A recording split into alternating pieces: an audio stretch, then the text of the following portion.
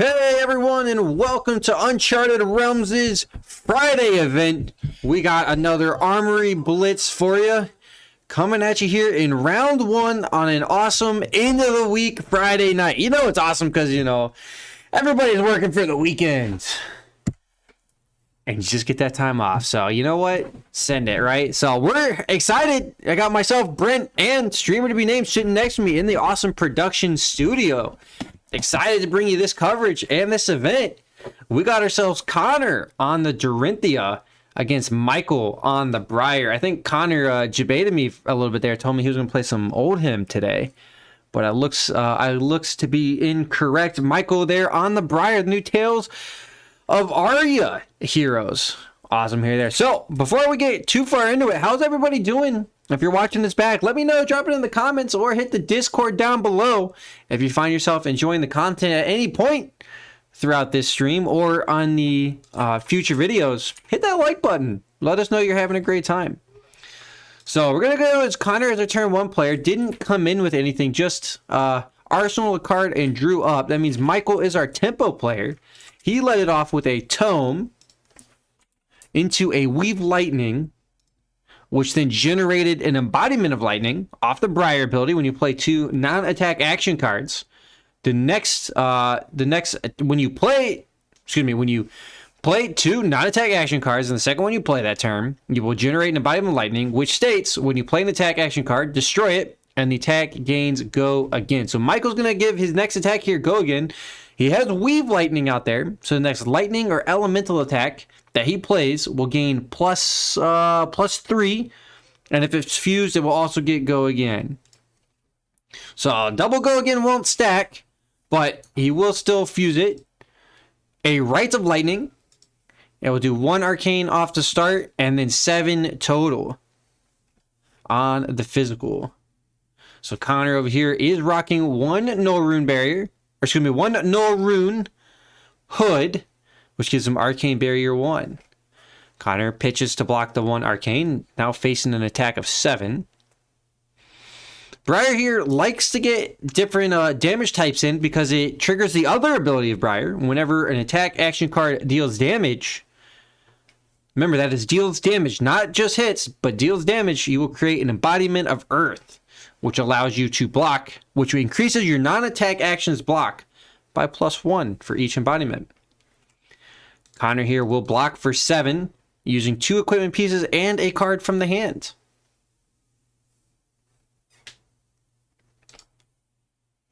So this did have go again. It did pop, no more embodiment. So Ironweave is broken there from Michael on his tempo turn. That'll allow him to come in with the Rosetta Thorn. He wants to keep that Electrify and put that in his arsenal, allow him to draw up on the next turn after he plays it from arsenal there. It's a nice cycle card for the new Tales of Aria set. There's 3 of them, 1 for each hero, pretty much. 1 for each element, to be fair. That's what I meant to say. Briar here is a Lightning Earth. This is a very lightning deck. So we'll go into Connor's turn. He's 4 life to the deficit, 2 in hands, 1 in arsenal. That arsenal card is going to be a sharpened steel. Going to be +3 to his next weapon attack. And he'll come in with the Dawnblade for 6 with 2 floating and 1 in hands. Woo! Remember, Connor also pitched a route earlier. So this likely has a nice good attack reaction in the hand that he can fire away here. Likely a +3, so estimate that Michael's likely staring down 9 attack here. If he puts Connor on the Singing Steelblade, it would be an attack for 7, then another 3 if Michael blocks. So if Michael puts Connor on Singing Steelblade, he shouldn't block. But if he doesn't, blocking is acceptable. If we look over there at Michael's field, he's got the Grasp. He no longer has his chest piece. That was the Aether Ironweave. His Grasp can block for 2. He's got a Skull Cap that can block for 1. So he can throw 2 equipment pieces and a card from hand in front. He has no embodiments of Earth to work with, which is a bit of a negative to sometimes on the Briar. Pulse is thrown out. That does block for 3 normally. Grasp and Skullcap are going out there. Now, that does trigger Reprise, so we'll see if Connor fires away. A route here would be pretty big. It's going to be Stroke of Foresight. It's going to be +3, and Connor will cycle a card. Draw a card, put it on top or bottom. It's technically opposite, those that like the magic. So a total of 9. And then if this hits, Connor will likely pop his boots and come in again with another 3, but he might choose not to. Connor's debating it. Who do you guys have in this matchup? Do you have the Dorinthia or do you have the Briar? I think the Dorinthia probably gets there. So Connor's going to give it go again. And so he'll come back in with an attack for 3. So not super crazy, but Connor is looking for that crucial counter to start throwing the math off in this matchup. Michael here is definitely incentivized to block, but his hand might not be available for it. So Michael takes the 3. That means Dawnblade gets a counter, and Connor will pass it off. So Michael going to his turn, 3 cards in hand, 1 in arsenal. It's going to start with the Electrify. No surprise there. That will replace itself when Michael draws a card. The next time an attack action card hits a hero this turn, it will deal 3 damage extra. There should be a draw here, but ooh, I think Michael forgot about it. He did. A little bit unfortunate there. That is going to be a missed trigger, unfortunately, there for Michael. Oh, no, he has 2 cards in hand. I think he did. Did he draw and I just missed it? Yeah, I think he drew and I just missed it. Awesome. Cool. I thought he only had 1, but no, he had 2. So, good stuff there, Michael. My bad. I am calling you wrong already. But, so here we go. So, another Weave Lightning, but this time into a Shockwave, Arcanic type. So, the Weave Lightning was a yellow, so it's only going to be plus by 2. And it's going to be 6 physical and 1 arcane because it was fused by Michael. We saw I believe, was that a Lightning Surge in hand? I believe. I was trying to remember if he had drawn or not. So my bad. Catherine thinks Dorinthia does get it, especially with the counters.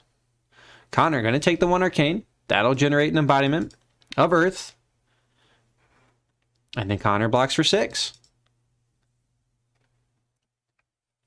So Connor's still going to be staring down a whole bunch of damage here because of the Thorn. Michael's doing a great job of getting these embodiments of lightnings to be able to give his attacks that normally don't have it go again and be able to come in with that oh so critical Thorn, Rosetta Thorn. Whenever you attack with Rosetta Thorn, if you played an attack action card and a non-attack action card, deal 2 arcane damage. And then comes in with 2 physical, so it represents 4 if you set it up. So, Michael with 1 embodiment of Earth against Connor's 1 counter on the Dawnblade, 11-14. Connor, 3 life to the deficit, but super close matchup. Michael does have it at 12-14, so let's go ahead and just make sure that this is accurate to both players.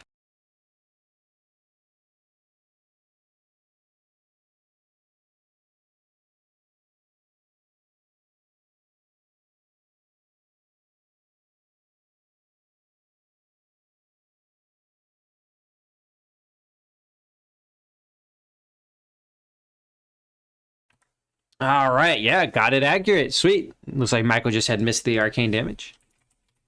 Connor here pops the courage. That means his attacks are going to cost 1 less, effectively making these Dawnblades free. Spoils of War gives it go again and +2. So Connor's coming in 6 go again. No cards in hand though, no cards in arsenal. So what you see is what you got. Connor does have 1 floating that he can pump into the bracers if this does hit. And he can swing again thanks to Dorinthia's ability. Dorinthia does have a once per turn ability. Whenever a weapon attack hits, you may attack with that weapon an additional time for the turn. Michael takes 6. Means Connor will not lose his counters. Connor uses the 1 floating, go into the bracers, and then come in for another 5.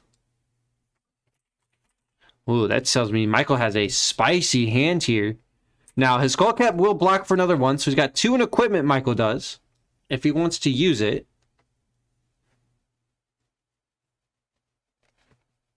To block up with. So it does have the 1 embodiment as well. That means all of his 2 block non-attack actions block for 3.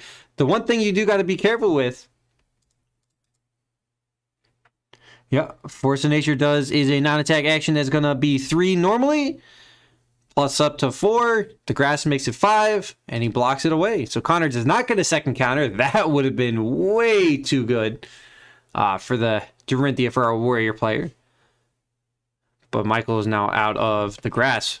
So Michael starts with the Ball Lightning, so this is why he kept it. Remember also, Ball Lightning doesn't block for anything, so there we go with some of the downsides to Briar. There are a lot of non-blocking attacks. So here we go. Ball Lightning to start, Lightning Surge, both 0 costs.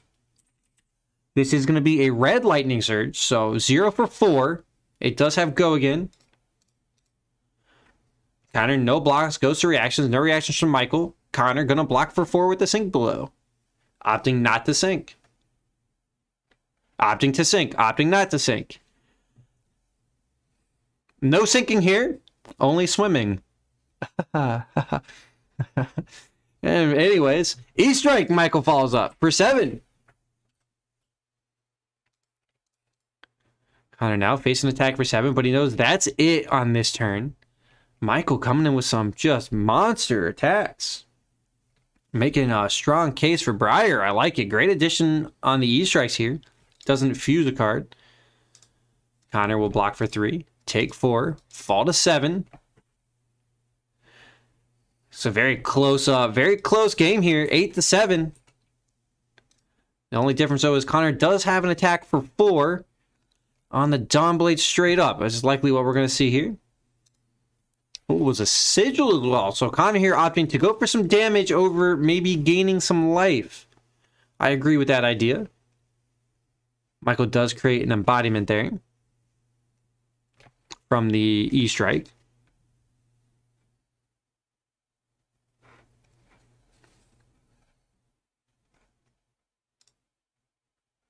And he considers what he wants to do against this Dawnblade.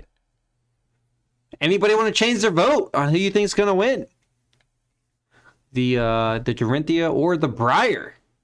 I still think the Dorinthia has a good look here. Ooh, I don't know. Michael's going to take off all 4 of it. Oh boy, that's going to give Briar 4 cards in hand. He needs to find 7 damage. Oh, we may see Dorinthia get locked out here. If you like what you're seeing, if you're having a good time, hit that like button. Let us know you're enjoying it. Michael here starts with a Flicker Wisp, and it is going to be fused. I hope Connor has a blue in hand. We're going to find out. So it's going to deal that much damage plus 1. So all of the arcane is going to be up to 2. So Connor's facing down 2 right now. 2 on the arcane. I think Connor's incentivized to pitch a blue here. He can only block 1 of it though, thanks to replacement effects.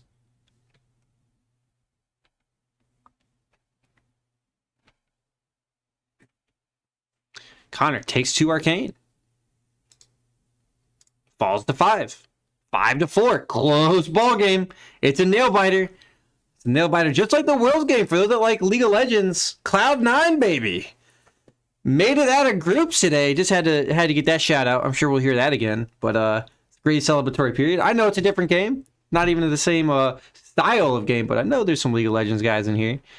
Guys and gals. So go North America. Speaking of North America, I know Matt Rogers is making waves to Dallas, and so hopefully North America can go ahead and give him a nice welcome and send him back packing with a tail tucked between the legs. But maybe not. Matt Rogers is a great player. E-Strike here for 7. No go again on this one at the moment. Is this a press? We're potentially going to see some attack reactions out of the Briar player here.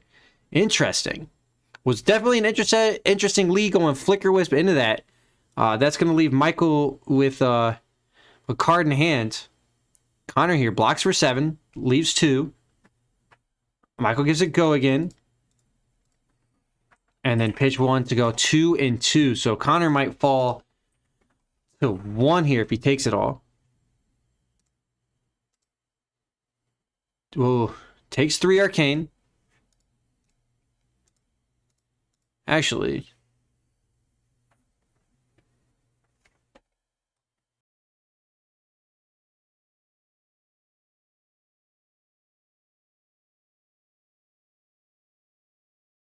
Connor considering his block.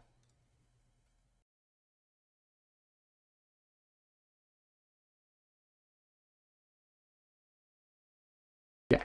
Hey,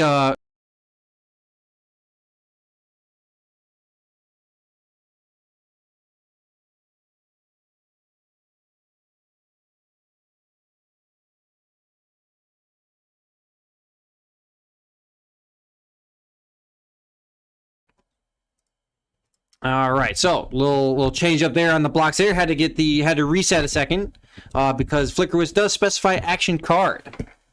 So the weapon attack is not an action card. Martin, yeah, I think I agree with you. He's a great player. A great player. Hopefully somebody can contest him anytime soon. I'd like to see some North America representation on this New Zealand card game. Go ahead and give him a little taste of what America can offer, you know what I'm saying? Well, I mean, there's a whole lot of different countries here, so I may be the only one in that thinking. But no, it should be fun. You know, hopefully some people get some good chances to play against him. I wouldn't be surprised if he doesn't play in the main event and maybe just does the Pro Quest or whatever it is currently called. But as I get to that, Connor coming in with an attack for 7. Warrior's Valor. Is it +3? Dawnblade's 3. The counter's +1.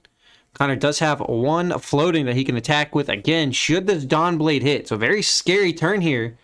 And Michael's got no embodiments to work with, because Flickerwist Briar does specify has to be an attack action card, and Flickerwist unfortunately is a non-attack action. But Flickerwist does pump itself, so that is good to know. So Michael now considering what he wants to do with the 7 block. He needs to block all 7 of it. His skull cap won't help him. It is the limited, yep. Dallas and Cincinnati are limited right now. And then into Orlando, which is going to be a classic constructed in both the Nationals and in the action there. So Michael blocks 2 of it, falls to 1, and I think Connor comes again for another 4. And now Michael's skull cap doesn't go, oh, yep, shows the ball lightning, and that'll do it. Doesn't have the block available. Need to throw that Sonata out there in the first one, but that will do it. Connor, by the skin of his teeth, takes it 1-0 to show Dawnblade Dorinthia start things out well. Yeah, we'll see, Martin. I can't wait to see how the limited action goes. It's probably going to determine whether or not I go to Cincinnati or not, or at least kind of show up to play. I'll probably show up in the main event, get my sealed pool and my mat, which equates to pretty close to the $50 value it costs to get in. So, something to consider there. But that wraps it up here for us in round number 1. Round number 2 is coming up soonish. I think most people are just about done. So, don't go anywhere. We'll come back at you guys quick, fast, and in a hurry. Yeah, that actually wraps it up. So, round 2 coming like immediately. So, don't go nowhere.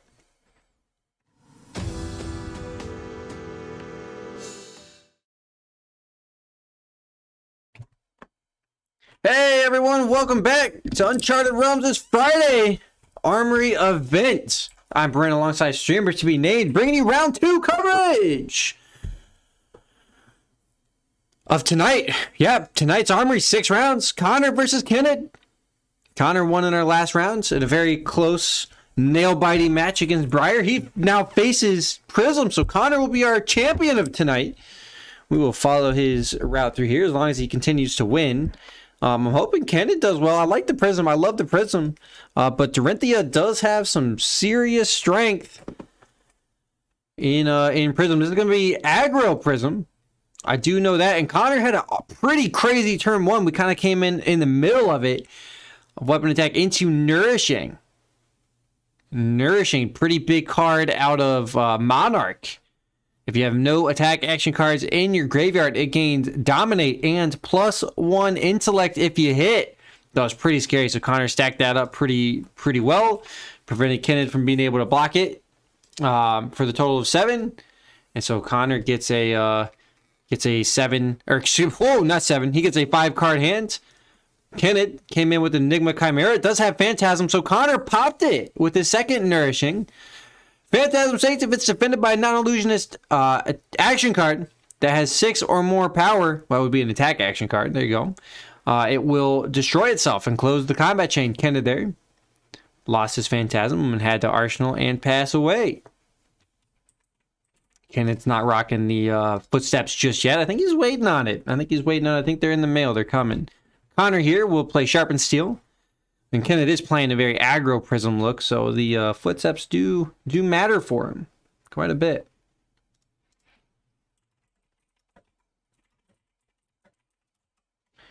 There's a chance he sided him out. Wanted to be more defensive against the reactions. There always is the case. Who do you guys have? Do you have the Prism, or do you have the Dorinthia? I'd love to hear what you got. Connor coming in for 6, 1 floating. 2 cards in hand, 1 in arsenal. Very scary spot. We may see the Dorinthia just send it early and never let up on the pressure. Kenneth, though, going to try to navigate this. He is staring down 6. The Soul Shield will look pretty good here if he had 1 in arsenal. Whoa, doesn't have any. 9, 3 cards out of the hand. Overblocks it, wants to avoid reactions. Connor does want to react. Give it go again and draw a card. That came out of arsenal and it was free. And a route. Wow, Connor here gets to send 1 back to the hand. He's going to choose.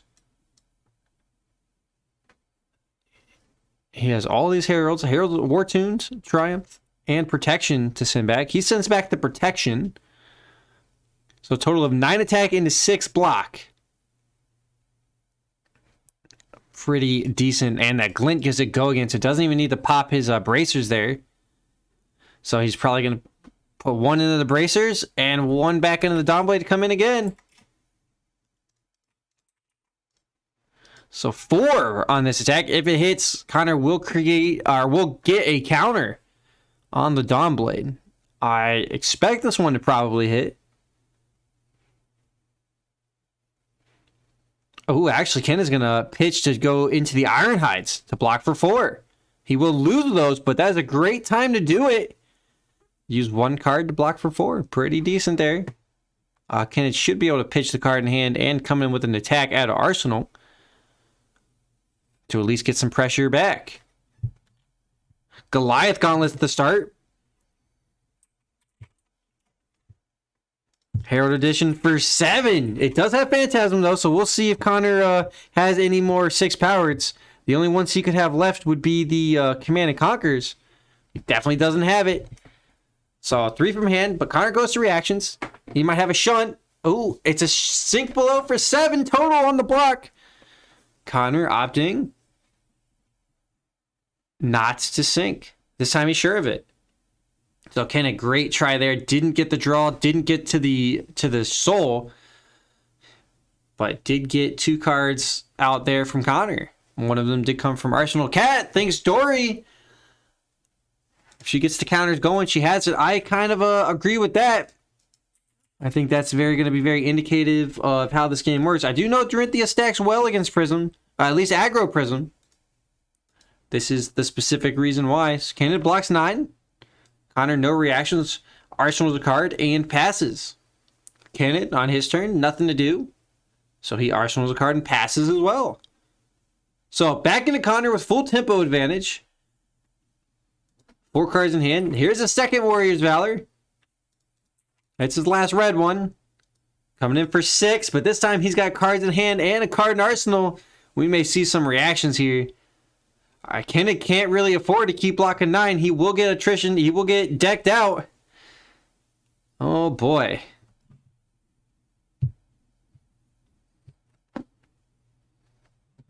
Connor's got 2 in hand, 1 in arsenal, 1 resource floating. Kenneth's got 1 piece of equipment left. Doesn't block. It will allow him to cast a spell. But Kenneth here, not able to get any sort of pressure into the Warrior's way. Now, apparently the sword is going to be mightier than the books. Because I was going to say pen, but Prism doesn't necessarily write. She reads. Kenneth takes 6. Oh, then plays a red hit and run out of Arsenal. Gives his next weapon attack +3 and go again. So if Connor does have like a Command and Conquer here, he can attack with the Dawn Blade, pitch a card, Command and Conquer after this 6 to represent 18 damage this turn in a Blitz deck. Woo! Kenan, no blocks. Leaves it open. No reactions there from Connor. That tells me he does have the Command and Conquer. Down to 2, Kenan falls. Domblade gets a counter. No, actually. Just Arsenal. Maybe that's just the class constructed. It's possible. Kenan rolling the dice here. He's like, he says it as it is. If I don't get some pressure in, I won't make a comeback. Now, Connor has 20 health. Kenan can find 20 damage. With the right cards. That's a great way to start. Hero of Erudition, send it straight. This either gets there, it doesn't. Connor does still have equipment available. Maybe could have faded a little bit on the Erudition and just waited. Kenan, though, has a reaction. He has a pummel. +4. Let's see if Connor has any more reactions himself. Steel Blades specifically here. Needs to find 4. No reactions there from Connor. This is the turn Kenan needed. He blocked up and just waited for this to cycle through into his hand. So Kenan will draw 2. He's got 1 in Arsenal, 2 in hand to make to work with. Still needs to make up 14 life. Kenan, Phantasmal Fight. It'll be +5. It comes in with a Herald of Triumph for 11 total. With Dominate.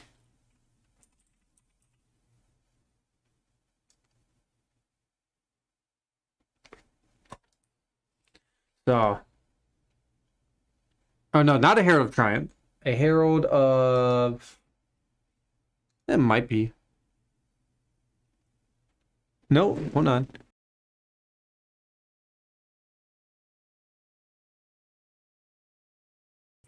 Herald of Tenacity, excuse me, the other T word. Connor doesn't want to take too much damage.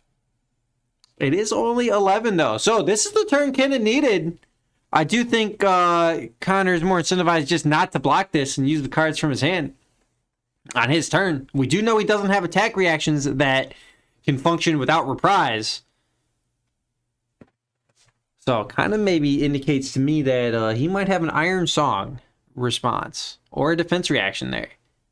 He still has a Courage. He'll take it. He's going to go to his turn at 5. So Kenan even it out a little bit here. Very spooky. 2 cards into the soul. And Kenan will draw up 4. So wow. It didn't look very good going into that turn, but Kenan with a nice swing back. I think Connor made the right tech decision there to take the damage. Keep the cards in hand, use his health as a resource. So into Connor's turn, 3 life up, 3 cards in hand, 1 in Arsenal to work with. Pops his Courage to make his sword attacks cost 1 less resource this turn. It does have go again, so he'll be able to keep on going. Would kind of suck if it didn't have go again. Don't know if it would be played. So Connor's going to come in with the counter on the Dawn Blade for 4 total. 3 in hand, 1 in Arsenal. No pumps up in here, so definitely has reprise. I would put him on a... Iron Song response, possibly even 2 of them. Kenan here blocks for 10. Trying to just get this counter off and hang on for dear life, as he says it. So if you guys like what you see, hit that like button. If you're enjoying it, also come join up the Discord. We'd love to see you guys in some of our events, or just let us know how you're feeling. You know, tell us what's what. Let us know how, if you're attending the Dallas or any of the callings coming up, let us know how it goes. Let us know how the national preps work is going. I'd love to hear what all the ideas here. Connor here now seeing Steel Blade. Needs to find himself a way to give this go again and attack a second time. Or just route it. All right, that's one way to do it. He's going to bounce one of the Herald here, because those block for 3. The other one's blocked for 2. Connor bounces back the Herald of Tenacity. Block is now for 7, 8. 8 over 7. So Connor just needs to find one more damage here.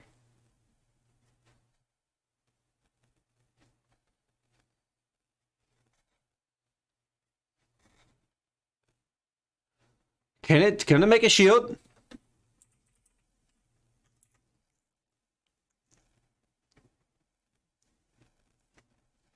So the route allowed Kennedy to do that. That's going to block for 8 total. And Connor does not have an Iron Song response.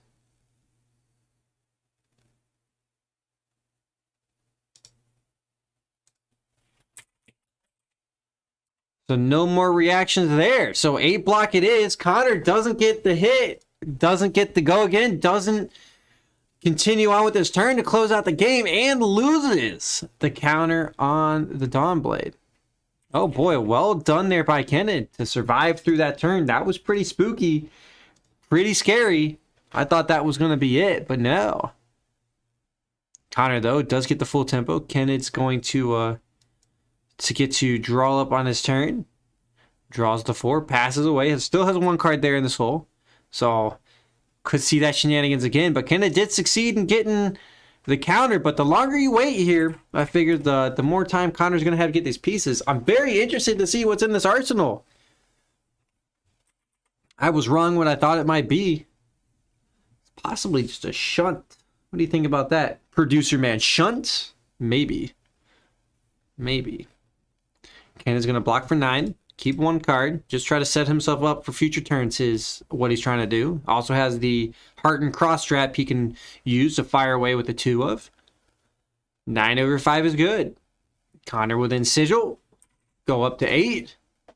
And still leave those 2 cards in hand. Well, 1 card in hand and the 1 in arsenal. I said 2 in hand, but he's leaving those 2 cards still. So Connor draws up. Into Kenneth's turn, wanting to fire away with the cross straps. I like it. Herald of Protection for 6. No go again here. No, the shield won't be able to come in, but it will still be an attack for 6 and potentially gain Kenneth effectively a life. Connor here, though, is going to throw his bracers and his boots. And a card from hand to block for 6. Prevents it from going in the soul. Kenneth will then draw up and pass the turn. Connor here, 6 life to the advantage. Slowly but surely decking his opponent out. +3 from the Sharpened Steel. Oh, this will be it right here. Sharpened Steel into Iron Song. Into Dawnblade. Unless Kenneth's got unless he's got a Soul Shield into Shield, this is going to be it. Thanks to the Dominate. And Kenneth says, good game. You got it. Gives him the thumbs up. And Connor takes it yet again. It's going to continue to be our tournament champion. And that will wrap it up here for round number 2. Guess what, guys? Round number 3 is literally coming at you in a minute. So don't go nowhere. It'll be quick, fast, in a hurry, and a lot of fun. Hey, everybody, and welcome back to Uncharted Realms' Friday Armory event. 6 rounds of Blitz, and this one's number 3. I'm Brent, alongside streamer to be named. Excited because we have a Kano in the house. Tyler, baby. Hopefully we get to watch him further on. I'm not going to say I'm biased or nothing, but he's definitely got my vote. Okay, he did not rock in the spring tunic, rocking the robes. And just going to try to function off and have fun. He's facing down, staring down 4 arcane barriers. So on his turn 1, he is the turn 1 player. Not the tempo player where Kano loves to be in Blitz, but the turn 1 player. That means Connor is going to have a little bit of advantage. I hate to say it. I think Dorinthia gets there, but Tyler all the way on this Kano. You know it. You'll love to see the wizard. I don't care if you're salty about it. Wizard's where it's at. Anyways, though, how's everybody still doing? Everybody still having a great time? Let me know. Let me know how that time's going. I'm still waiting to hear nationals testing. Unless you're keeping it super secret, super squirrel. I know I'm doing a tank prism. Not the mid-range prism everybody keeps calling tank, but the actual tank prism itself. Connor here, gonna start it off with a pretty crazy hand. Sharpened Steel into hit and run. So it's gonna give the next Downblade attack +3 and go again with the 2 combination of cards. And a Dawnblade attack itself. So 6 total coming in at Tyler with go. Again, he can definitely expect that one to come back a second time if it hits. It likely will. Connor's got 1 card still in hand. And so Tyler now has to make the decision. Does he trigger Reprise? Is Connor sitting on an attack reaction or not? This is actually critical thinking here. So if Tyler guesses right, he gets super successful in this. If not, or depending on which one it is, I still think Tyler would actually be okay with blocking here, triggering Reprise. If it is a attack reaction that costs an ability. Oh, actually, Tyler's firing it away. Connor's got 1 card in hand, 1 resource floating. Tyler's gonna send the Storm Strides right away. And hold on a minute. It is possible for Tyler to make 20, but not with a whole bunch of resources available. If Connor, so with 2, it's possible for Tyler to make 24 pretty easily. Ooh, he may be out of resources for that. So we would need Stir into Forked into Blazing Aether on top. And because this is functioning on his opponent's turn, it has to come from Kano off the top instead of out of the hand or out of the arsenal. So here we go, though. Stir, and maybe Stir into Sonic. That would be pretty nice. So I'm going to plus it up the next arcane damage by 3, allow Tyler to play it as an instant, which will allow him to keep going on this turn. Kano's ability to go again is all thanks to at this instant speed.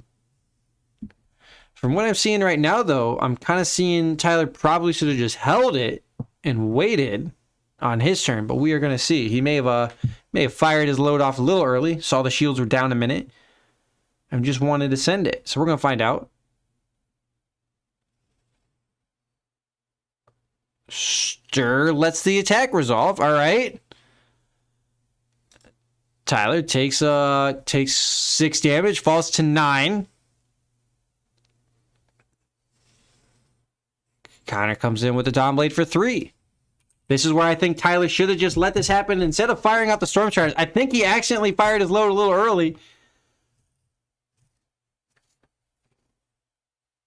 Tyler was seeing if he could get that last card out of the hand. Connor definitely is not going to pitch that card unless he needs it.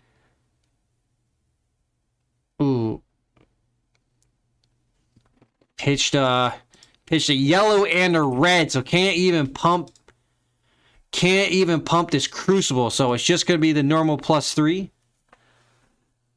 So 6 + 4, thanks to the fact that Forked Lightning doubles the pump effect. So a little bit unfortunate there for Tyler. I think that actually would have looked pretty decent on his own turn, because I remember that 1 resource he didn't cast. That 1 resource he needed for the additional Crucible pump could have been done on in exchange for the Storm Striders.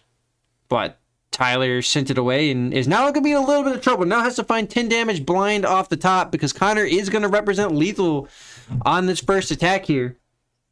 You have to imagine. I think Tyler might have just sent it a little early, but Tyler, I still got you in my heart. Nourishing Emptiness. So no, Connor is not gonna fire off with just a straight Dawnblade, but does represent lethal. Now, if Tyler recognizes this, he'll know that Nourishing Emptiness cannot get pumped by any of Connor's attack reactions. So Tyler here, if he considers it, could have a tech play of blocking 1 from the hands, chipping away on his turn, and delaying this game. Right now, Tyler's opting to. Tyler, thanks to the Talismanic Lens, which you can do at instant speed.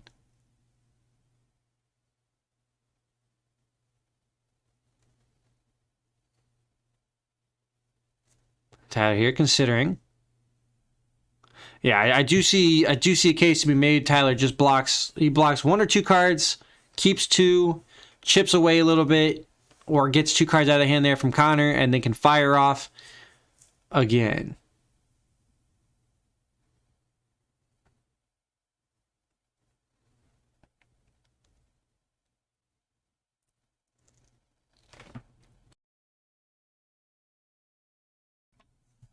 All right. So Tyler's still considering it. Leaves 2 on top. Okay. He would have to fire off with Kano's ability. I really do think there's a case to be made here. Throw one in front of it, block 3, go to your turn. But what do you guys have? Who has this? Whoa, I'm getting told that there's 3 Kanos tonight? Let's go! So, alright, so the Kano activation, Aether Spindle is banished. Tyler will then pitch to pump and cast it. 5 damage total coming at Connor.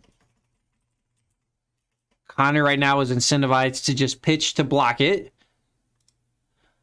So, Tyler will opt damage dealt by Aether Spindle.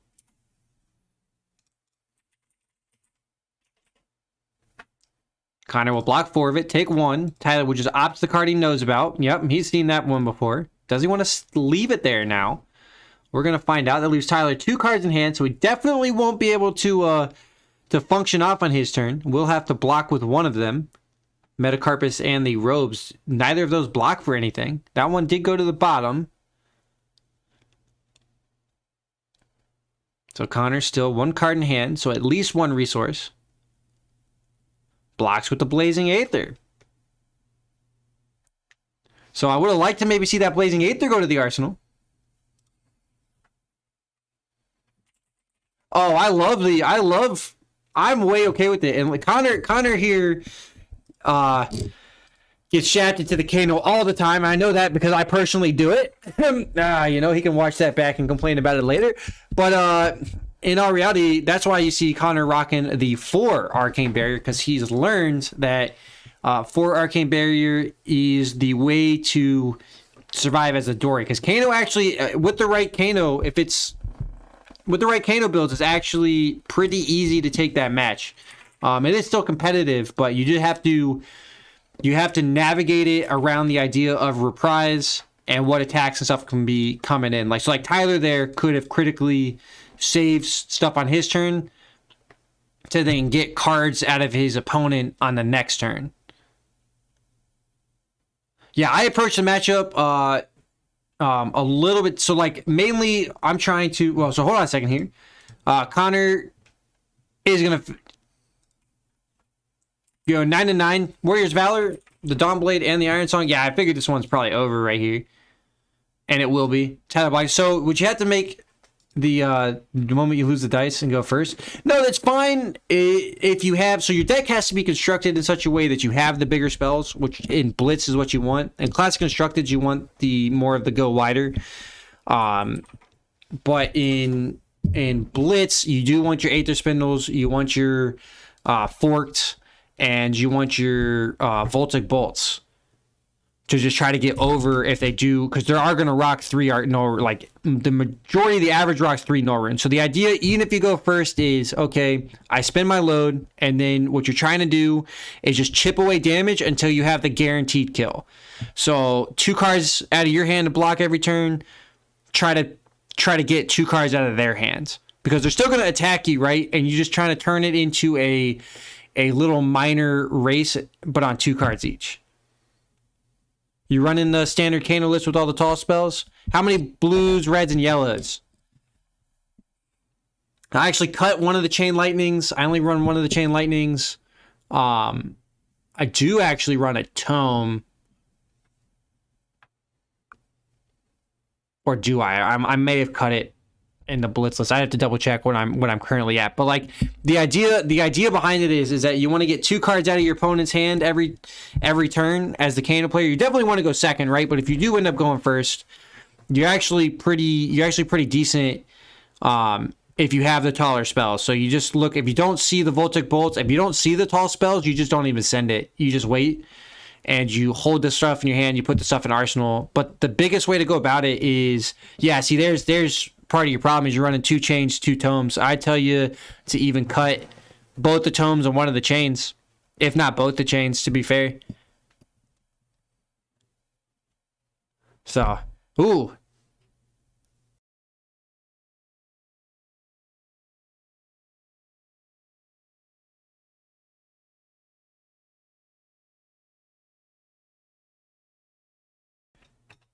All right, give me a second here, Martin. I got to go get a judge call for Kano stuff.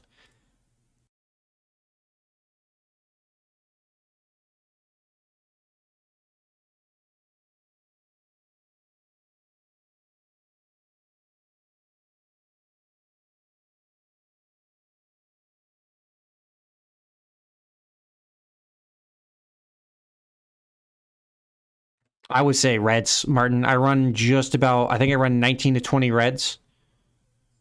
Snapbacks, Aether Spindles, Voltic Bolts. I think one of Scalding Rain, maybe. The Scalding Rain might have got cut.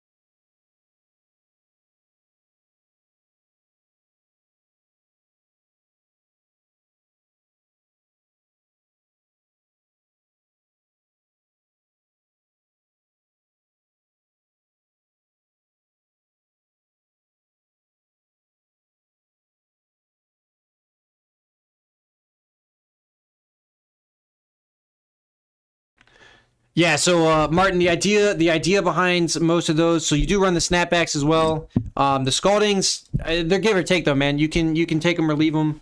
I do run the red reverberates, because there's a nasty combination where you find 18 just out of nowhere with reverberate, lessen the lava, and chain lightning.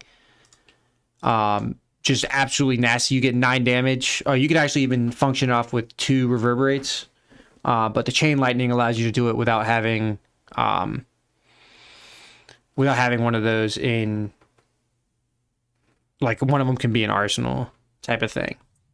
Like the lessons can be an arsenal. If you're running double reverberates, the lessons has to be in hands on that one.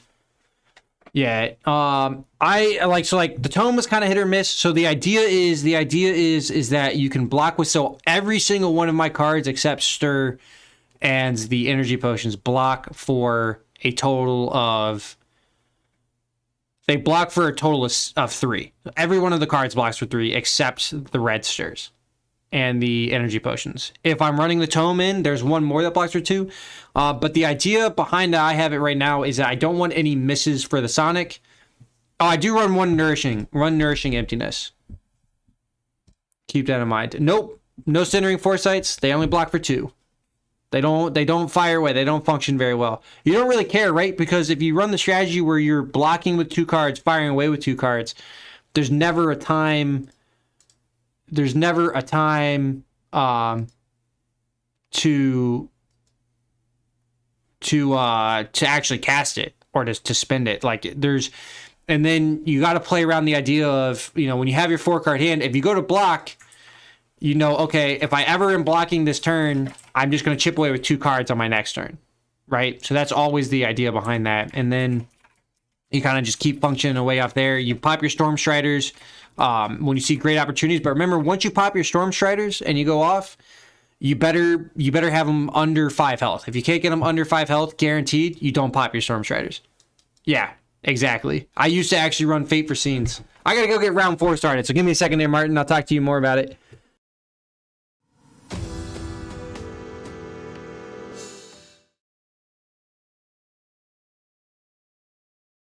Hey everyone, and welcome back to Uncharted Realms' Friday Armory event. I'm Brent, alongside streamer to be named in the awesome production studio. Excited, less so than the last match, but a little bit excited because we got round 4 coverage. That means we are halfway there, living on a Dorinthia prayer here as we got Dory v. Dory. We've been watching Connor's way through this event. It's going to be a little Dory v. Dory mirror, which means, you know what? It's going to be a long one, so buckle in, get the popcorn, get ready if you need to take a bathroom break or get a snack. Now would be the time. But who do you got in this matchup? You got the Connor or the Oscar? It really comes down to draws and tempo. I do think a lot of times it comes down to the reactions on who gets it at the money time here. Connor blocking for 6, not blocking for 9 on the initial turn. I'm a little bit surprised about that.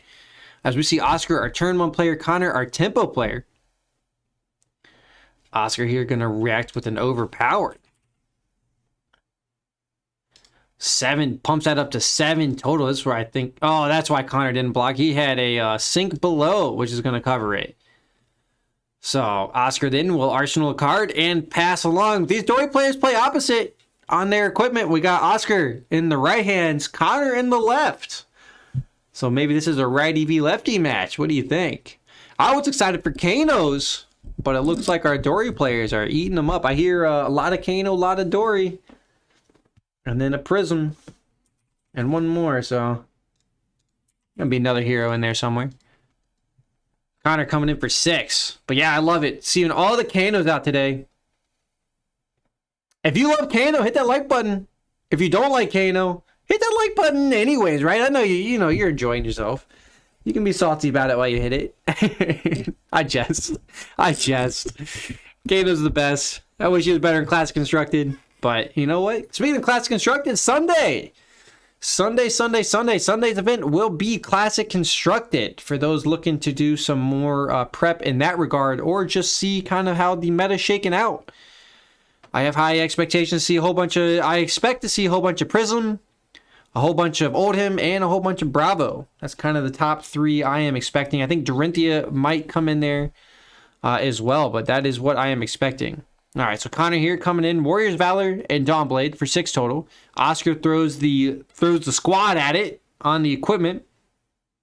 Blocks for 6, no reactions there from Connor, so definitely needed some reprise to happen. Didn't find it. Gets the Arsenal card in pass, but that means Connor's got the equipment advantage at the moment. Ooh, Oscar here. Spoils of War and a Sharpened Steel. And the Dawnblade. 8 go again with 1 floating, 1 in hand, 1 in arsenal. Spooky attack here for Oscar. So which story do you got? Oh, everybody's staying pretty quiet about it. That's okay. I usually go with I think I go with the tempo. I think I go with the tempo Dory, because this match could very easily go to deck out. Well, no, deck out would be bad for the tempo Dory. For the tempo. I don't remember. It's been a minute since I've seen this matchup. I really considered it. It is a guessing man's game. A lot of gotcha in this one. Looks like Connor's going to throw the line in front of it as well. But I think he's going to come out with a card from hand here. I'd like to see Connor maybe throw 2 cards from hand here and just cover any sort of shenanigans. It's exactly what he does. Blocks for 12. Keeps him very safe here. Now, Oscar does have the ability to, if he has an Iron Song and a card that costs 1 in hand, he could come in and get over that, but does not. Calls the blocks good, and we move on to Connor's turn with 2 cards in hand. Both players counters on all of their equipment. But still at 20-20. I told you it'd be a long one. So like I said, get some popcorn. If you're watching this back, you might as well just go ahead and pause it. Get that snack ready. Go get that microwave. Not like the previous ones. This one's going to take a minute.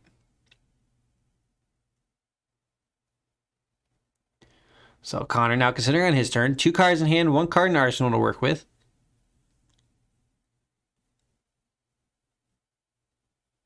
We'll likely see Connor potentially pop his Courage here just to try to get even more of an advantage. But maybe not. This would be kind of the time to do it. Yep, that's actually exactly what he does. Pops the Courage, means Dawnblade attacks are going to be free because Courage reduces the cost of your sword attacks by 1 less this turn. To a grand total of 0. Connor then comes in naked Dawnblade for 3. He may get a nice cheeky hit here. As he comes in, Oscar, no blocks on that one. No reactions from Connor. No reactions from Oscar. That means we are going to see Connor break his boots. Gives it go again. And so now this attack is going to be for the counters. We'll see if Connor has a hit and run. That would be very good.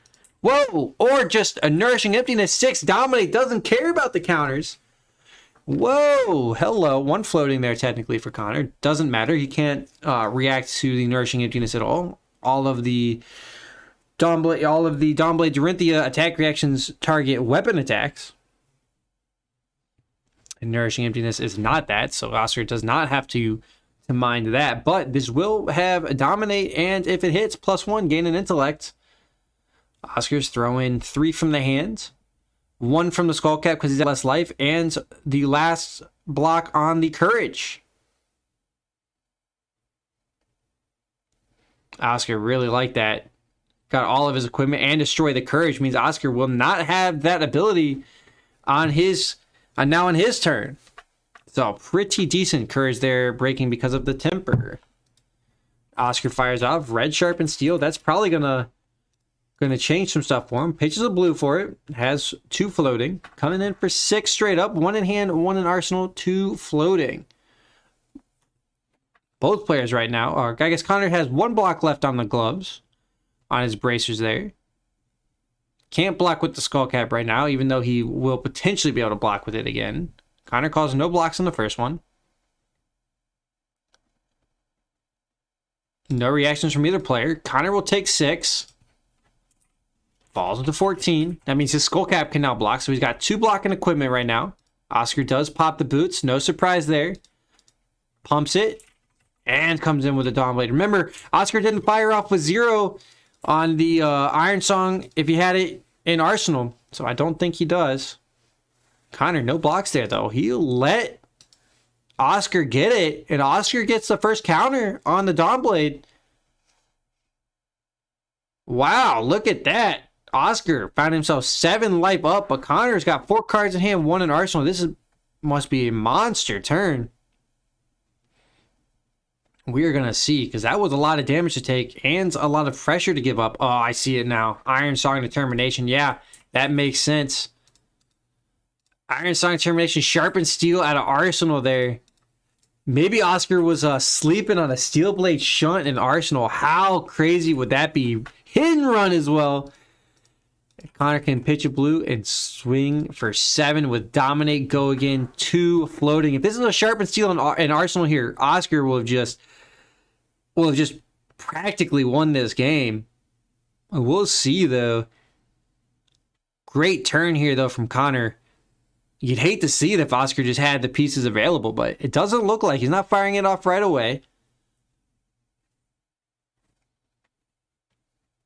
But Oscar could just spin 2 cards out of the hand and a card from Arsenal. I guarantee if he has a Steel Blade Shunt there, or excuse me, 1 card from hand and the Steel Blade Shunt from Arsenal. No blocks here from Arsenal. No reactions from either player. That evens it up. Connor gets the hit. Activates the bracers. Comes back in with the Dawn Blade. This one's going to come in for 5. Thanks to the Iron Song Determination, which carries over to the target weapon for the whole turn. So 5 Dominate. No block. No reactions from either player. Oscar falls to 5. And wow, what a turn. But now that leaves Oscar with 4 cards in hand. So this might legit just straight go to the turn 1 Dory player. That might just be the case. Oscar here. Dauntless here. It's going to mean Connor's defense reactions are going to cost 1 more. At least the first one. And then this nice counter on the Dawn Blade means it's coming in for 7. Connor no longer has a block on the Skull Cap. At least at the moment. But does have a block on the bracers. And we'll see if Connor has his own Steel Blade Shunt. Wow, crazy back and forth already. But that's what you get when you see the Dory v Dory.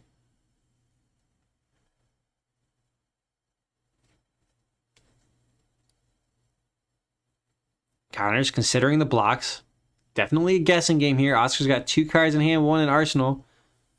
I think that 1 in Arsenal is not an Iron Song. Yep, it's a Glint, which makes sense. Oscar will draw a card that does give it Go Again. Connor reacts with the Sink Blow, paying 1.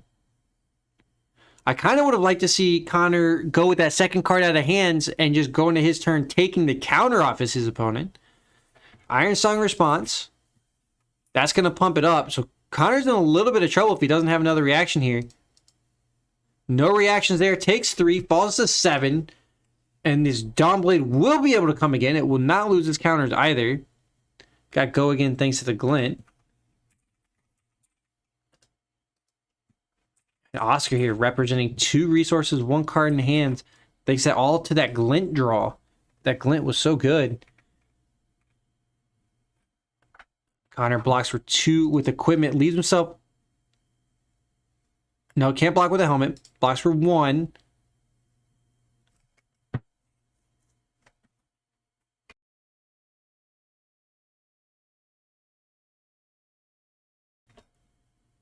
Alrighty here. Connor's facing down 4. And then the stroke, +3, 8.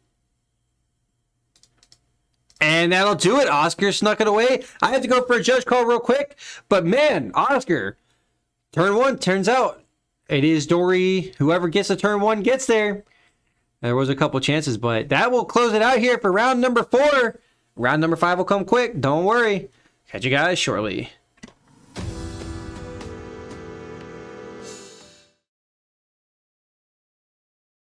Hey everyone, and welcome back to Uncharted Realms' Friday event. I'm Brent, alongside streamer to be named. Excited because it's round number 5. Woo! We got Connor again on the Durante. He just did take an L against Oscar, but still here at table 1 as we got William on the Kano.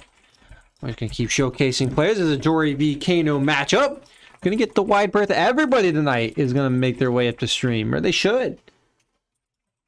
So, Connor versus William. Who do you have here? The Dory v. the Kano. Connor's got the 4 Arcane Berry. We saw this earlier. And we're going to see if William can take revenge. He's got the Voltic Bolt to start off as the turn 1 Kano player.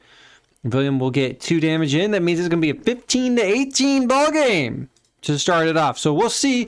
In our previous Kano v. Dorinthia matchup, we saw a little bit of firing away on the Storm Striders a little too early, but it was a good effort. It was a good attempt, and hopefully this Kano finds his way on top. Although we have seen Dorinthia one-shot some Kano players, so keep that in mind. This is part of it. Steelblade Supremacy to start. Nothing else to follow up there. No Iron Song there, so that's okay there. Not as crazy as it could be here for William. So staring down 5 with 2 cards still in hand. I think he probably... Well, it's tough there with the draw. It's tough to say, but William would be incentivized to just keep 2 cards in hand and try to fire away with 1 card there in Arsenal. Could just keep 1 card in hand, block for 9, depending on the cards that he has. So, William here, Talismanic Lens, Metacarpus Notes. I'm a big fan of the Skullcap and the Iron Rod Gauntlets, actually, in this matchup. I think that's, so if Martin, if you're still here or you're watching it back later, I forgot to mention that as part of the key pieces where I can just block. Oh, hello, hold on a second. Connor's got a route. And he's going to route back. Doesn't want to route back probably the Lessons. Probably will route back the Forks, but that is also a dangerous move. I think Connor, I think so. You do have to remember... Does not bounce him. It is a May. So Connor does not want to send either the Lessons or the Fork Lightning back to hand. I can understand. That's a nice shiny Fork Lightning there from William. But that does mean that the +3 is blocked up by the +3. So Connor just wants to cycle the cards out of the hand and draw up later on his turn. So William will now stare down another attack for 5, and we'll take it. Connor will get a counter and draw a card.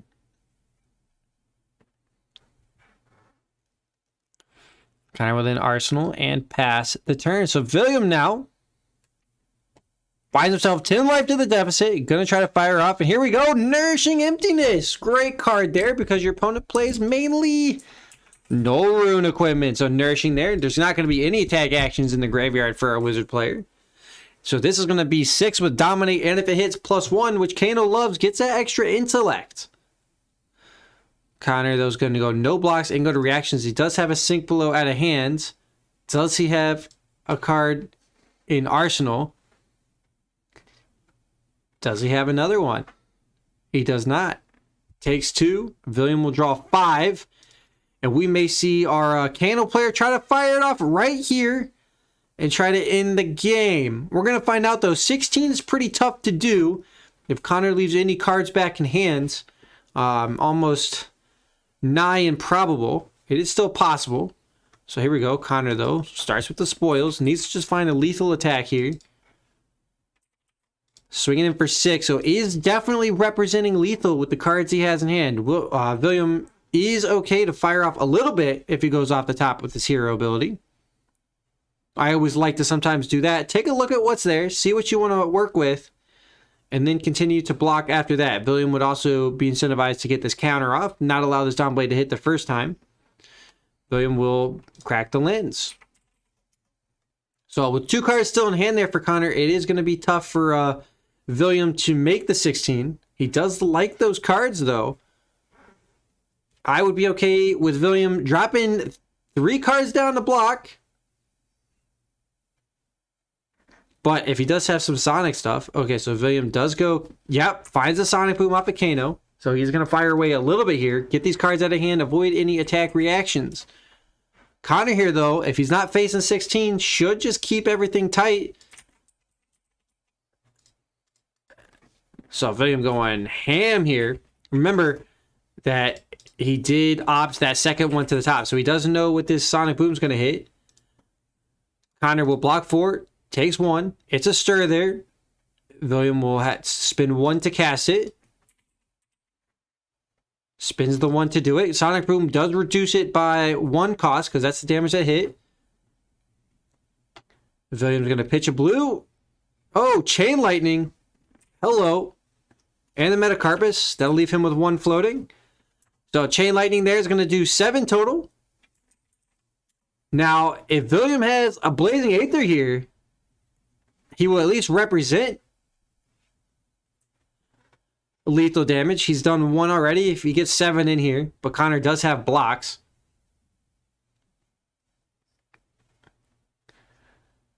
So Connor takes the 7, falls to 8.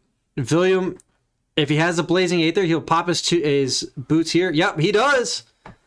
So it's not going to be enough. Oh, no, excuse me. It is 9 with the Metacarpus. If Connor is a red, he loses. No way, William did 16. Let's go. Oh my God.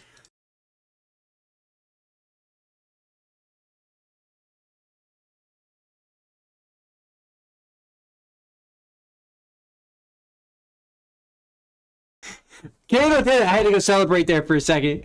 Because Kano just got there. What a nuts op there on the Talismanic. Not anything Connor could do there. Even if just nothing Connor could do there. Had red in hands, but even if he did have more pitch, it would have sent Connor down to 1 or 2. William would have only taken 6. And then Connor does get to draw up, then William will draw up, and then all William has to do is just find 1 more damage over the top of it and close out the game. And so that will do it. William takes it. And round number 5, awesome job there by the Kano. And that, surprisingly, you know what? Sometimes it just comes out of nowhere, and that's the power of Kano, baby. So, great job there by William. And stay tuned, guys, for the prize giveaway. That was pretty quick, but prize giveaway will come at you shortly, and then round number 6. So, 1 more round to go, and the prize giveaway. Stay tuned, don't go anywhere, and gotta love the Kano.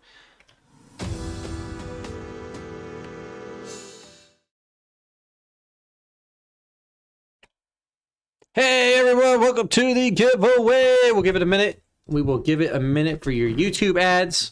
Well, maybe not a whole minute, but a solid 13 seconds. I think that's the longest. We should get like a stopwatch countdown timer, that's what it is. Take a look for those here. Let me know that you're in chat. Give me a little howdy do. How do you do? Howdy there. Top of the morning. Well, no, that's UK. Hold on. We need all the Texas stuff. Howdy do. Howdy partner. Here's a big old howdy. I don't know what else might I be missing. It's Dallas, right? We gotta it's Dallas this weekend, so we gotta get thematic for it. It was like, hey there, cowboy. I don't know, something like that. What do you think, Johnny? Am I missing anything here? Yeah. Are there any Texas greetings that you might know about? You're the expert in this matter. So. No, I wouldn't say expert. I only lived there for a year. But I mean, that's more than. It didn't get too crazy. It was didn't get that standard, crazy. It was pretty. Yeah, I lived in a college town though, so almost everybody wasn't from Texas. So it was like, hey dog. Yeah, you want some grass? I'll leave it cheap. Nice. Good day.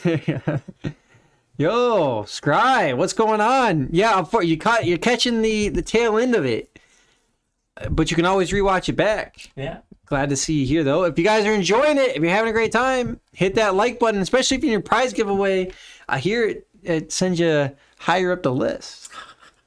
I'm not going to say there might be some programming there on it, but no, I lie, I jest. But I think John's going to do it. I think we gave everybody enough time to get here. We'll keep firing it away. Or I'll yap for, Roll the dice. Yeah. I'll yap for days. Martin's back. Yeah. Rolling 8. William got it. Okay. Exactly, got the W. I was telling William that I like rocking the skull cap in the Iron Rock gauntlets as well to help out in that matchup. I had missed saying that earlier. All right, here we go. 8 times. All right, 8 times. I'll leave it to John. Send it. 1, 2, 3, 4, 5, 6, Oh God. Okay. 7, Oh. and Lucky's 8. 8. John got it. Heck yeah. I saw the double dories up there at top. I was like, yeah. oh no, can't have that. Can't have that, but no. Yeah. So you get to pick in Oh, order. boy. Everyone's gonna get a prize today. Everybody gets a but prize. probably we got 1 cold foil to give out, 2 of the heroes, and then everyone else will get their choice of Polar Blast plus pack. Nice. Go Yeah. ahead and get round 6 started. Yeah, Martin, that's what William said. And remember, guys, next week is going to be mats. There will be mats next week. So keep that in mind. And Sunday's Oh, the boy. golden ticket. Oh, Sunday, golden ticket giveaway as well. Yeah. So that would be awesome. You can spin it at Cincinnati or Orlando, or if you can't make it to either of those, hit me up and we can maybe work something out. Kind of off the side. Hit me up and we'll work something out on that one. But awesome, Eric. How are you able to sign up for the giveaway? Well, participate in an event. Yeah, every Or entry buy any into products. an event was 1. If you played both events in the weekend, you got I think it was 4. You got an extra 1 or 2, yeah. And then what do you call it? If you bought any product, you also got a Yeah, if you buy anything or so we'll have to go through tomorrow and kind of get the list going and get it all ready there for Sunday, and then Sunday whoever plays in the event will be the last few entries and we'll run it during the middle of that. That should be a fun time. That's gonna be a fun little giveaway there. So all right, yeah, Scry, hey, I saw your message there. Hey, cool, thanks for watching, man. And we it's okay, you don't have to chat. I won't call you out for not chatting. It's all good. Hopefully you're enjoying the games and having a good time. Cause I'm having a great time. I'm always having a great time when there's Kano players here, right? So I can't complain at all. Maybe we'll get a Kano v Kano coming up. Ooh, We won't though. Not in round 6. It is going to be Prism v Kano though, is what it looks like. Unless I'm wrong. Golden Ticket, Martin, is for the calling events. It's a free main event package to the calling. Well, so ours is technically tagged with calling Cincinnati, but is redeemable at any calling in the U.S. Oh, I don't even wake up at 6 a.m., Scry. So John's over here pairing the round. Actually, the round's paired. So give me a second there to get this pair going, the game's going, and I'll come back and chat you guys up. Hit me to that lobby there, John, if you don't mind.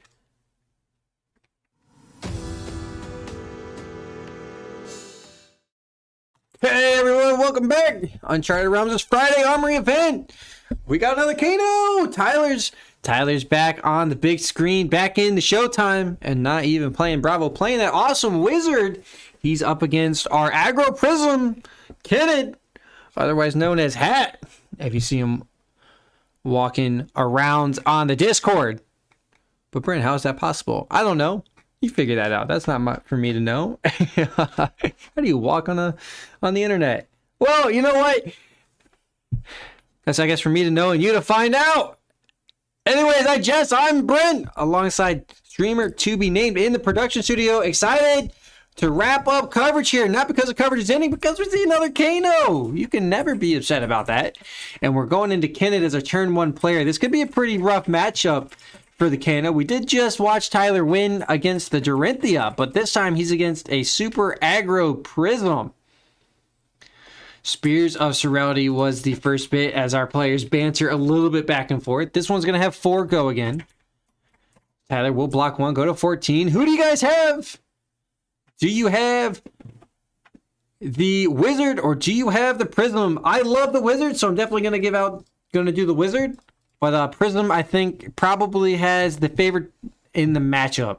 Martin, didn't get to answer your question earlier. LSS gave those out to stores. To stores that were running events to go ahead and give out as promotional material.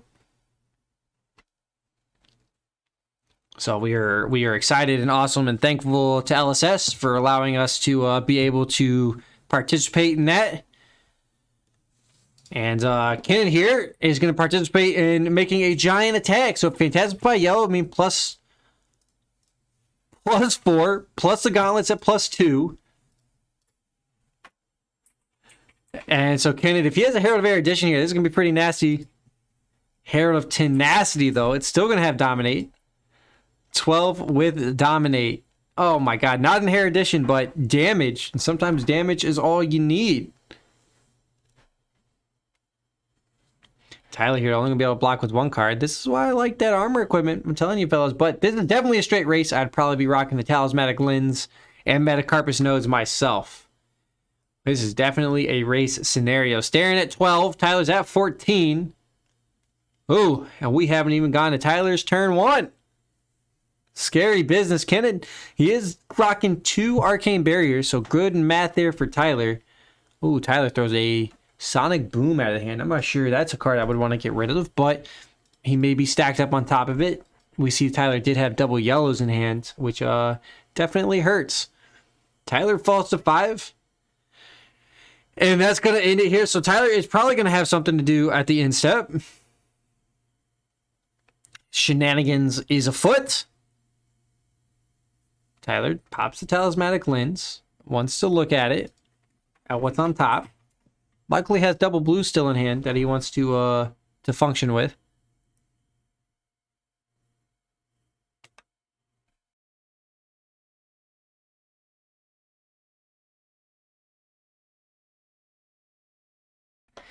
Tyler deciding how he wants to do this opt. Taking a look at it.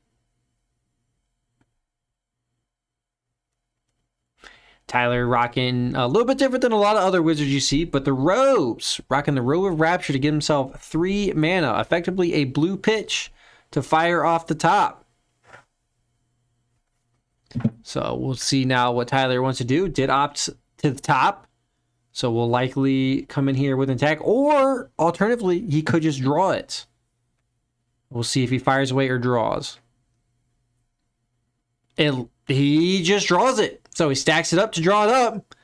All right, so sometimes that's okay too. If you opted double blues, or another setup to the combo pieces, could find it. Now we'll see what Tyler opted to keep and wanted to fire off. I think I maybe caught a glimpse of a tome in hand. So it's possible he's got tome blues. So he did have a tome, and he's going to draw twice. So now that means Tyler is going to function off the top of the deck with his hero ability from here on out.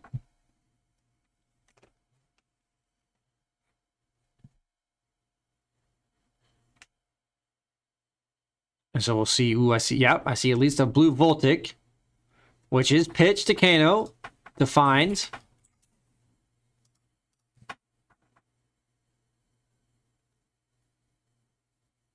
So Tyler's taking a look at it. It's a tome. Well, he's gonna draw 2 again. Got a free card. Kano's again. So it doesn't directly want to play that out to draw 2. Would like to look at the top first. So this is gonna be a pretty wide turn here for Tyler. Who do you guys have in this matchup? Do you got Tyler? Do you have Kenan? Let me know. I want to hear it. We appreciate everybody for watching as well. So Chain Lightning's the banish.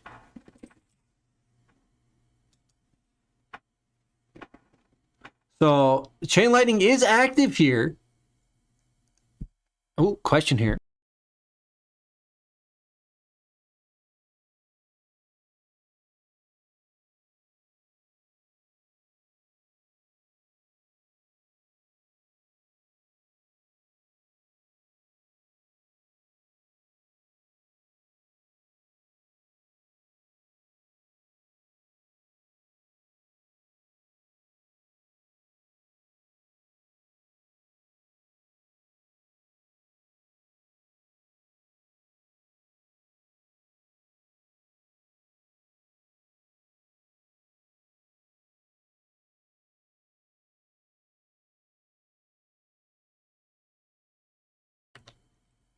All right, little chain lightning question there.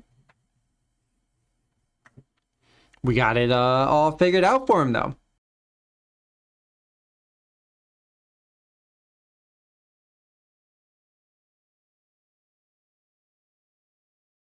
So Tyler decided to go with the chain lightning there. He was trying to get some shenanigans going, but, you know, only a little bit of shenanigans afoot. So 3 damage coming at Kenneth.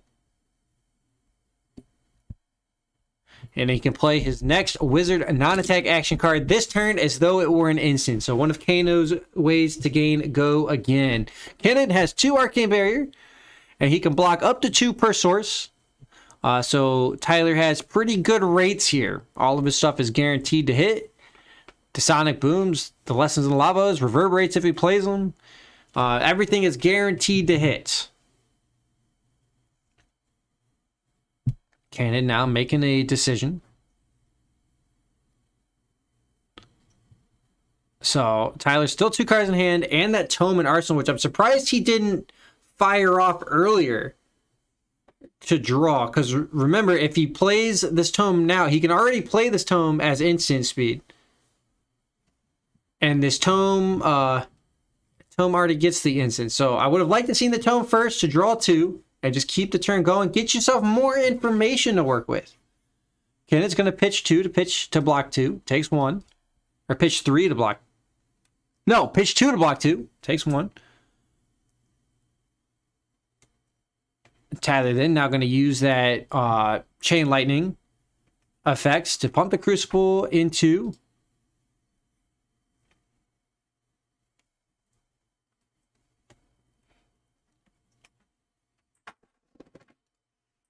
Tyler deciding Aether Spindle is what it looks like. Doesn't want to pump it. This is why I think you're supposed to play the tome a little early without the opt and just trust in the deck. But Tyler here actually making the decision to want to go opt into the tome to want to draw. Luckily, Tyler did not fire away with that tome and eat up his chain lightning instant speed. But that's a pretty good card to fire off anyways. I do like it. A little bit of a limp camera. They make a pill for that. But see your doctor. If you have trouble keeping your camera up, your lens in focus. Okay, all right. Oh boy. You know how cameras got the little lenses. All right. Anyways, you could say taking his shot. All right. It's a family rated stream and VODs. We'll go ahead and cut that one out later. But yeah, it wasn't even that funny, to be fair. But Kenneth's gonna pitch 3 to use 2 for the shield, and it looks like another pitch. Have 2 into the shields and take 1. 2 into the barrier, 2 into the barrier, 1 from the shield. Takes 1. Kenneth leaves 1 floating. Tyler will opt 1. He still has the tome he can fire away at instant speed. Oh no. William, you're saying got it again against the Dory? Okay, we had seen Tyler earlier. It was William in the last round. I'm sorry, I had mentioned that incorrectly previously. So the tome draws 2 more out of the banish. I'm getting word that Oscar did not draw a single red for 3 turns straight. Wow.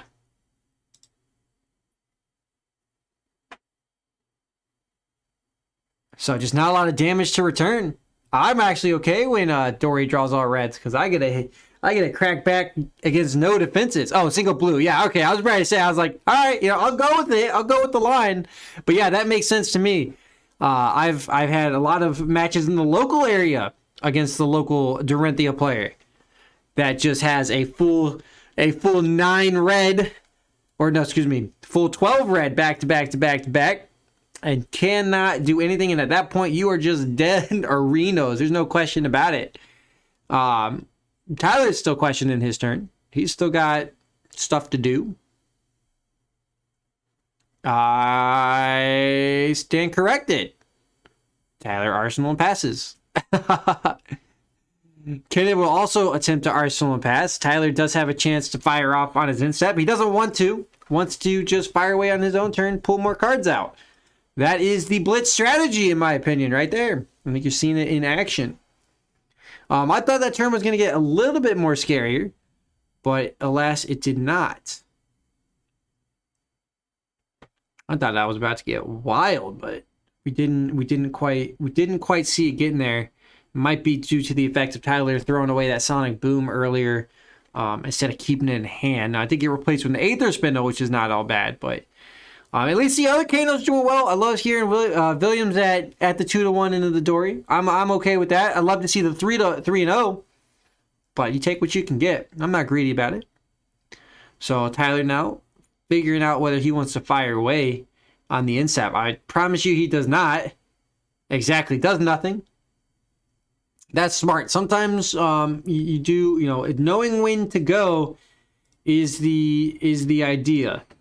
So Tyler just wants to keep ripping cards out, facing down less attacks.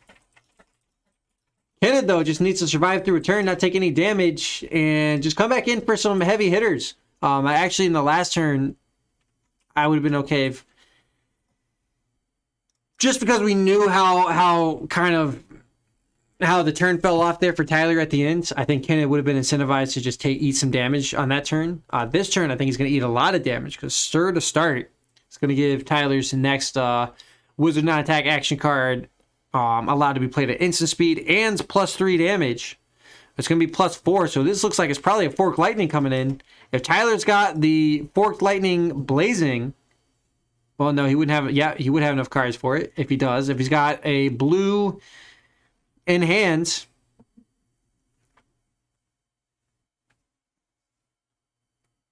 no. Yeah, there's a Forked Lightning for 12. Got the 12.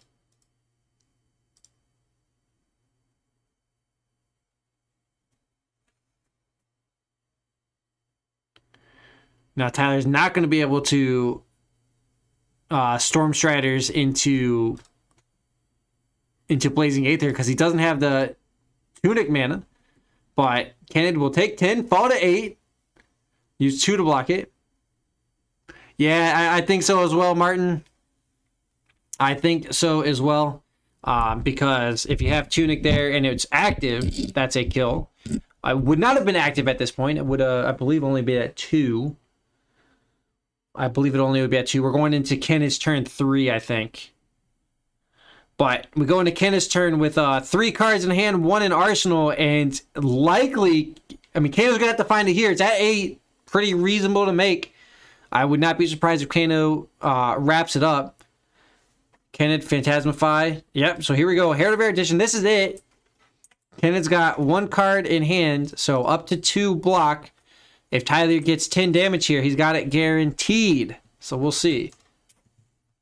There's no way Tyler survives through this turn. This turn will call it. So, put your bets down. Last chance. It looks like the Dory won on table 2 as well.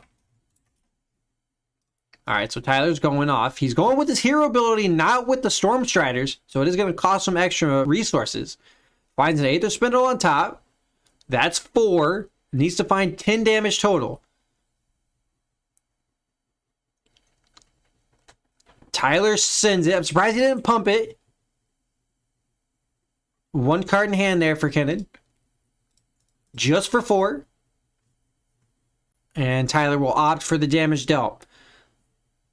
Ooh, Kenneth only had the 1, so only needs to find 9 damage total, which is very easy. 5 left remaining on the board. Or excuse me, 8? Yeah, 9. Ken is letting us know he has the stream disadvantage. Oh boy. He's not happy being on stream because he gets cursed. He's cursed from it. All of his L's have been from the stream. But he has a lot of wins later. He says there's a highlight video out there. So Tyler is going to pitch the Kano again with the lessons. He did opt that one. Spins the 1 to cast it. Here's coming in for 3. So that's going to pretty much guarantee it.